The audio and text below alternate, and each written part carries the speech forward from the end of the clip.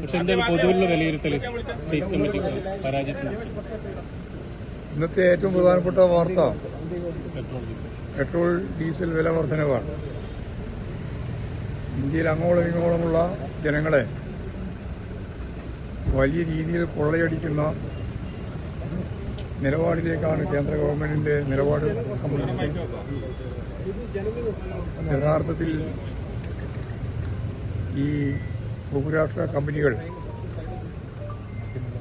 ജനങ്ങളെ കൊള്ളയുന്നതിന് വേണ്ടി ഇപ്പോൾ തീരുമാനിച്ചിട്ടുള്ളത് ഒരു ലിറ്ററിന്റെ മേലെ ഡീസലിനും അതുപോലെ തന്നെ പെട്രോളിനും 3 റുപ്യ വർദ്ധിപ്പിച്ചു എന്നാണിപ്പോൾ വന്നിട്ടുള്ളത്. ഇന്ന് തന്നെ അത് നടപ്പിലാക്കാൻ തീരുമാനിച്ചിരിക്കുകയാണ്. അതിൽ കേരളത്തിലെയും ഇന്ത്യയിലെയും ജനങ്ങൾ ശക്തിയായ രീതിയിൽ